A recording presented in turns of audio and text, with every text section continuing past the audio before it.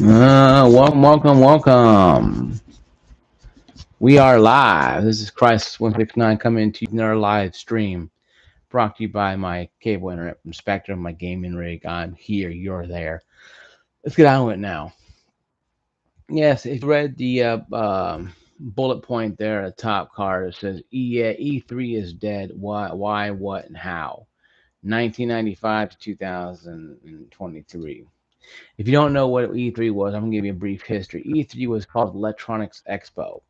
It started way before 1995, but it was called the CVS, Electronic Expo Association, where all the people from tech, from people selling refrigerators, to even cars, even game systems, electronics, you name it. If it was electronic or fancy at the time, it went to what called CVS, CES, or CES, CES, Consumer Electronics Expo, and it came to Electronic Expo in '95 when gaming really took off. It became very profitable. PlayStation, Sony, Nintendo, Sega, EA, Activision, Square Enix, all these big games companies and game manufacturers came to the place to show off their tech to a lot of journalists. It wasn't open to the public like you go to Comic Con stuff like that. Now, I wish it would have been. Buy tickets to go watch that, or have small satellite ones all over the place. Like a satellite one in Tennessee, satellite one in Kentucky and Florida, so on and so on. That'd be nice if you had that. Local people bring out their technology, but they didn't do that. They didn't change with times. They only said, and a little station called Tech TV that we all know as G4 now, back then called Tech TV, used to go there and used to have on a gaming network, Tech TV, and show all the computer stuff, all the games, all the other stuff. But it didn't get in the forefront until right around the 99 2000 era when E3 really started showing games. It was mostly electronics and games from the back.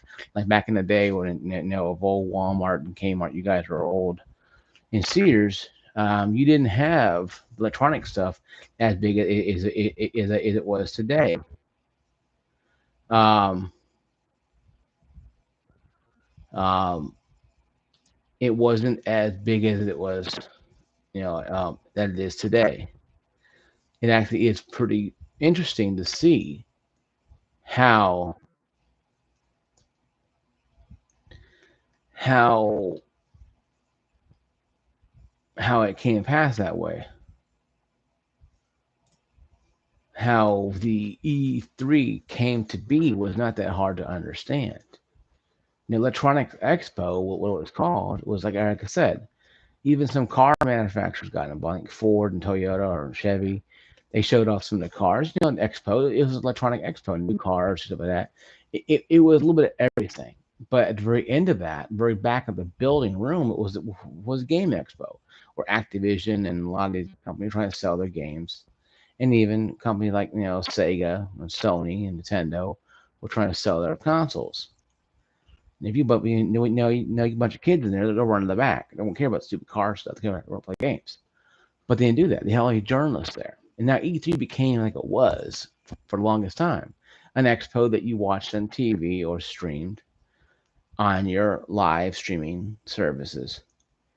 Back then, you had you had a cable company, Spectrum or Charter or whatever, or Comcast or whatever.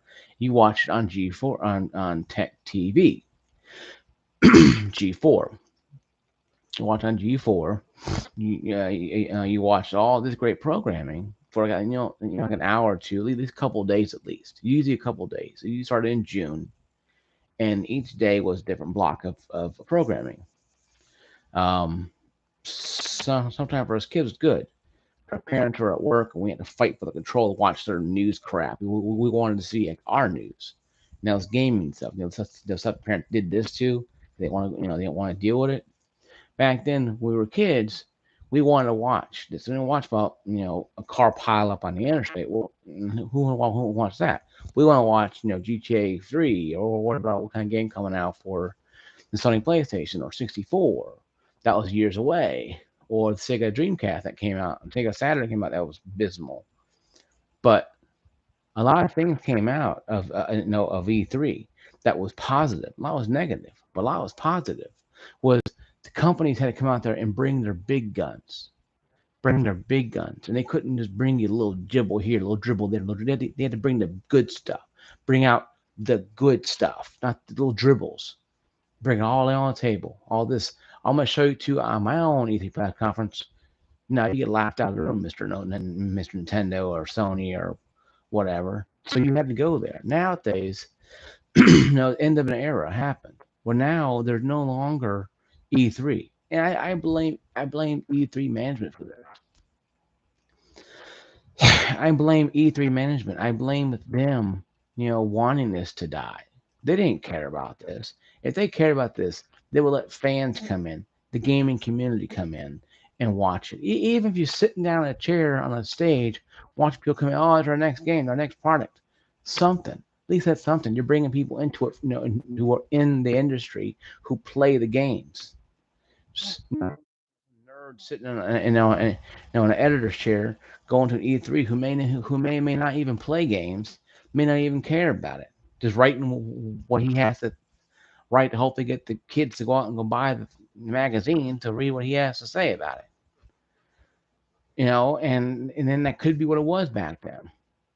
But for us kids my age, 40 years old and a little bit less, or even older, E3, was our it was our draft. It was our fitter of the draft, so to speak. We did not know what game would come into what system.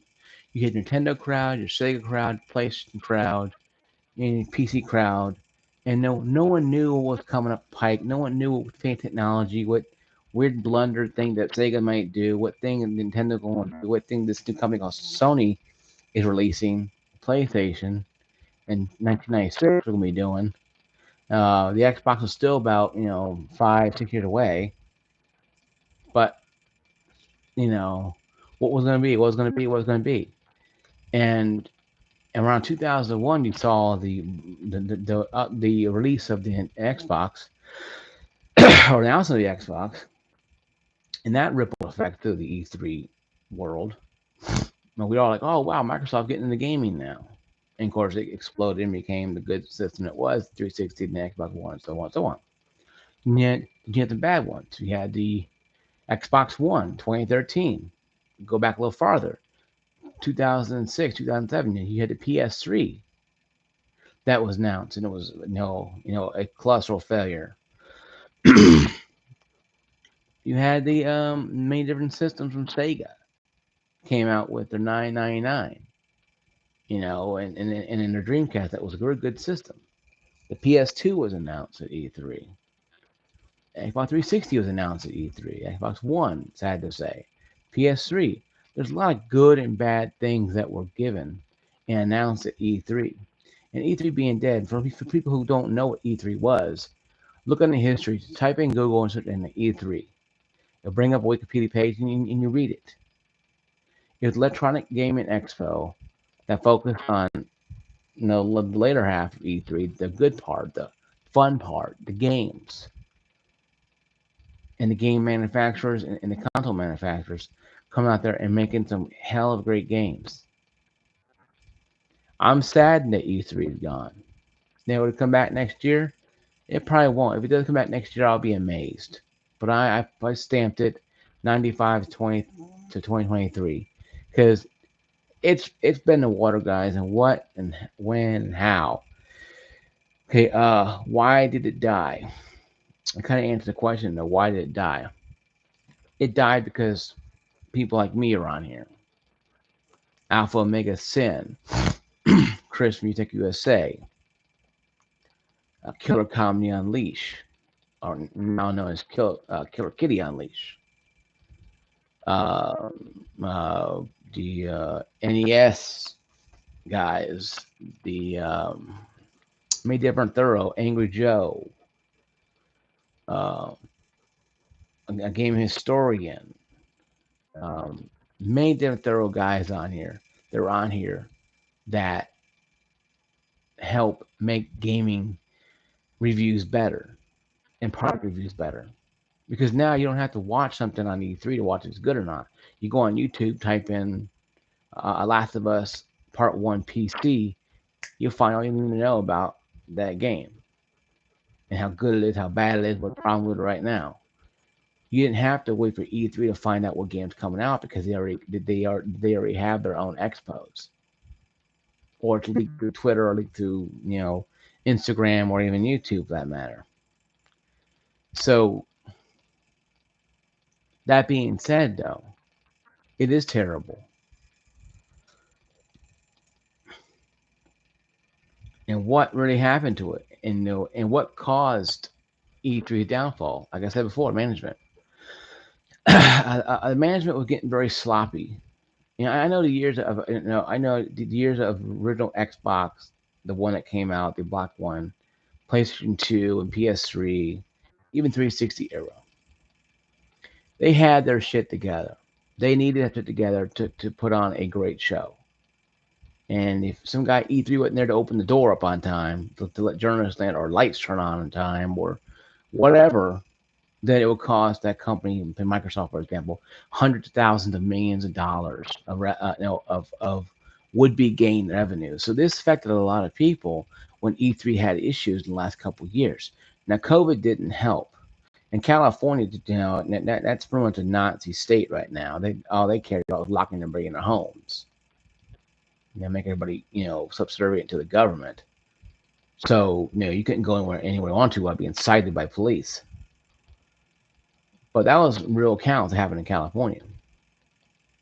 But meanwhile, in the rest of civilization, that wasn't afraid of a bug, that didn't freak out over it, that actually, took precautions, we couldn't watch E3 because it wasn't allowed to play. So we missed out on a lot of information, that games we should have been good into, or technology that could have survived, like Stadia. Stadia, would have been probably one of those what ifs if it came out 2019. Yes, it had its own launch date, but if it had E3, it came on E3 better. If it had a better standing, it would have. But Stadia was one of the things that was, yes, it was advertised, but it wasn't shown off like it should have been. It was showed off better. It probably would have been better off. But Stadia went down the toilet of the path of just going down the toilet. And that's why I look at Stadia and kind of chuckle, because it goes Google, or what are games that came out, consoles that came out over the years. E3 is one of those situations that people don't understand why and how did this happen. Like I said before, and the what and why part. It happened because E3 didn't keep their eye on the ball. These other companies are getting tired of going down to California, or where they're from, to put on a show for 3 days to get up, or they can go, in their office next door. Oh, yeah, we're gonna put our office over. Yeah, oh yeah, oh yeah, guys, we're gonna put our display over here, and save themselves hundreds of thousands of $1 million to walk over there, put the green screen on, turn on their game, and talk about it for 10 minutes, then clock out and go home for the day. See, it's a lot easier now. Technology now, our phones, our computers, our laptops, they have all that stuff already ready to go. I think that's where what really killed E3 was a technology outdated it. It was an old format, just like G4 was. It's like old cable TV was.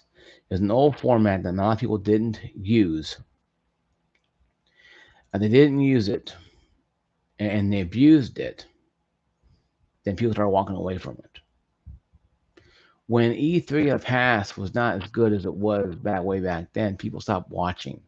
When G4 became the useless woke network that it became, people stopped caring. When games have this unspoken, have this woke ideology, people stop playing. When people don't believe in what you're selling, they just do about face and they walk away, and they don't care. That's why Hi-Fi Rush sold more copies than Forspoken has sold. That's why Last of Us Part 1 is a cluster F on PC, but on the PS5 it's selling like hotcakes. When you slap your fans in the face They take so much after that, for you know what, we're done, and they walk away. And I can't blame them because it is what it is with them. People need to understand that. People need to stop this notion and think of, well, it's not our fault. It doesn't matter. Listen, E3 died because E3 died. It was an outdated format that was good in its time, that now was the kids would say passe. It's no longer relevant. It's no longer hip, no longer cool. It's that 45-year-old father of yours trying to skateboard from your friends that falls and breaks his hip. Embarrasses you. That's what E3 is. That's what a lot of these things like this are. It's like what G4 was. It's that 45-year-old father that tried to be hip. That all he does, all he does successfully is embarrass his kids in front of their friends. That's what E3 was. It's a 40-plus-year-old man or woman trying to be hip that's not hip anymore. It's no longer tongue sticking out, middle finger, gamer. No, it's not that anymore. It's a corporate suit. It's a corporate suit. E3 sold out to the corporations and threw us under the bus. We said, okay, peace sign, one finger peace sign, and we left. And that's why no one watched it anymore. The ratings were suffering. Even during 2018, 2019, the ratings were going pretty bad. E3 ratings were not doing very well. So on 2018, 2019, the ratings were not great. And when G3 came back, G4 came back, people thought it was a renaissance. Like, well, that was a woken nonsense nightmare. Hey, what's up, buddy? And when that became a nightmare, people just stopped watching. Just like G4, when it gets stale and old, people just stop watching. And the gaming community said, "No, what, E3, we don't want you anymore. You sold out the corporate suits. You're trying to be the 45-year-old father with his kids on a skateboard trying to show that he's so cool, and you're not cool. Know your place." And that right there is the biggest thing that people don't understand about G4 and about E3. They went together back then. They were almost like peanut butter and jelly, and that was awesome back then. Get off school in June, watching stuff all summer long, watching in June, live on G4, E3. Man, who can go wrong with that? So yeah, guys, really is my video about E3. Yeah. It used to be awesome, but not anymore. It became a corporate sellout of itself, and with management driving it into the ground, it was not going to last very long. Yeah, they canceled the E3. Twitter, they came up and said they canceled this year's E3. Then I think Activision and EA and Square Enix. Square Enix was the last one that pulled out of the agreement they had. So they kind of pulled the plug. It happened on the 31st of March, only about a day or two ago, that Square Enix announced that they were not going to renew or go to E3 this year. So, they have their own press conference, their own conference. So it's an end of an era, and it's sad because me personally, being a teenager back when I was it was fun. Like I said, sit home with your older brother watching the new games and tech come out, trying to figure out what's going to cost, what's going to be, and not knowing anything about the Microsoft thing or PS2 at the time, but just worrying about Mario and Zelda and Sega, and it was a great time back then. But I don't think people think, oh, maybe we'll come back next year. I'm thinking no. Once they announce that they're done with it, they canceled it. It's over. There's no longer going to be an E3. Uh, but they're going to a gaming expo type of thing. A lot of companies are going to the summer fun expo. I think it's called summer fun gaming expo in June. So that could be the new E3 maybe. But they're doing E3 right now, as you know, it's dead. Now with this new entity they're going to become E3, probably not. Um, if they took it around the country, went to Nashville and Texas and New York, like that, and showed it off, maybe. But right now, E3 was the only one that I would actually watch on TV or live stream.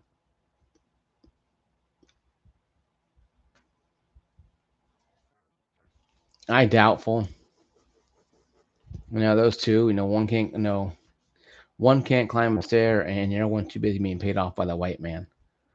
So I don't really care either way about I think both of them are useless, but they have nothing to do with it.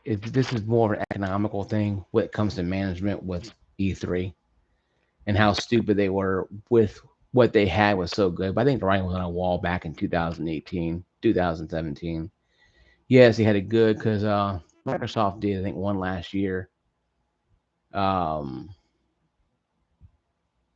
I think what really happened with E3 was when Nintendo finally pulled out and said no more, and Sony followed suit.